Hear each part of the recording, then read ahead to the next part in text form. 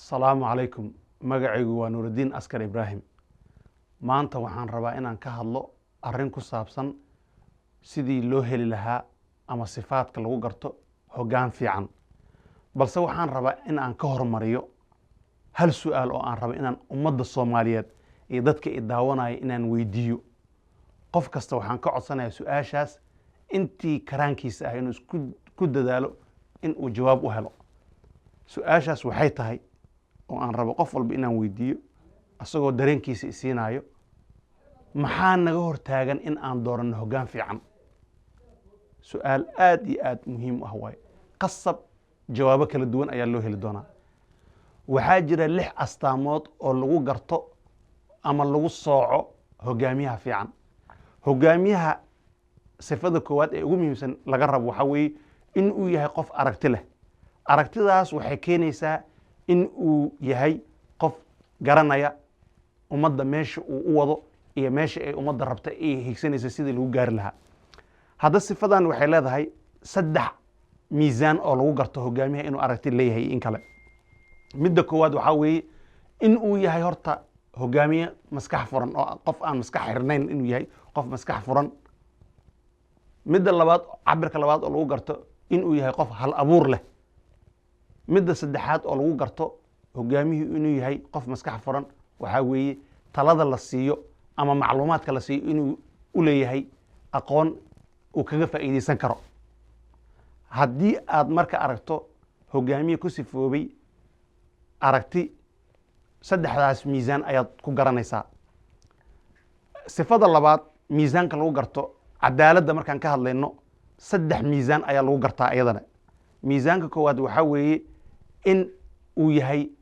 nin aan musuqmaasuq aqoonin midda labaad in uu yahay hoggaamiye aan eex aqoonin midda saddexaad in uu yahay hoggaamiye aan laaluushka qaadanin ama aan bixin beentan aan ku dhaqmin marka hoggaamiyaha cadaaladda ah 3daas miisaan ayaa laga fiirin karaa sifada saddexaad ee lagu garto hoggaamiyaha wanaagsan waxaa weeye in uu yahay nin naftiisa ku kalsoon shacabkiisana ku kalsoon haddaba waxay leedahay 3 miisaan oo laga fiiriyo hoggaamiyaha isku kalsoon miisaanka koowaad inuu yahay hoggaamiye geesi ah oo aan ka waabanin xaqa waxa xaqa uu leeyahay dadkana aan dulmayn waxaa kaleeto lagu gartaa inuu yahay nin aan isla weyneyn miisaanka labaad inuu yahay qof aan isla weyne ku jirin midda saddexaad inuu yahay dad kale fikirkooda qof qadariya inuu yahay astaanta afraad ee lagu garto hoggaamiyaha wanaagsan waxaa weeye in uu yahay hoggaamiye karti leh kartida marka 3 miisaan ayay leedahay lagu garan karo hoggaamiyihii inuu karti leeyahay in kale miisaanka koowaad in uu karti u leeyahay inuu xalliyo dhibaatooyinka bulshada dhexdeeda ka jira khilaafaadka iyo dagaalada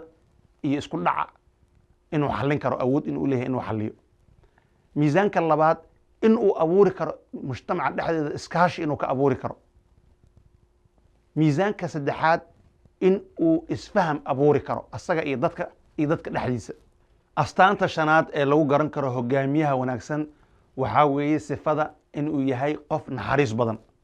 3 miisaan ayay leedahay oo lagu garan karo hoggaamiyahaasi inuu yahay nin naxariis badan iyo in kale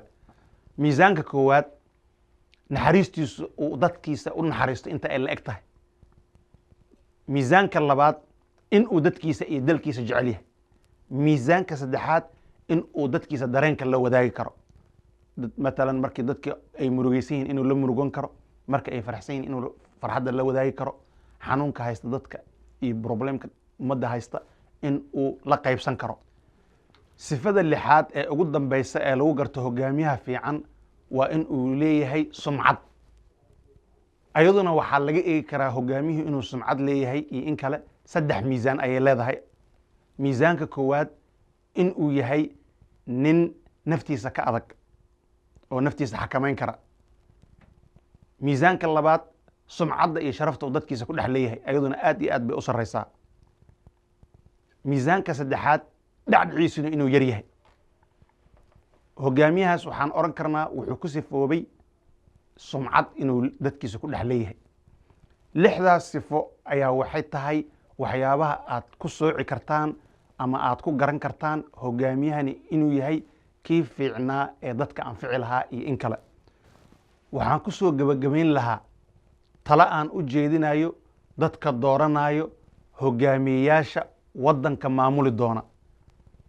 waxaan idin sheegayaa in mas-uuliyadda maanta idin saaran la idinkula xisaabtami doono. marka aad dooranaysaan mas-uulka ama hogaamiyaha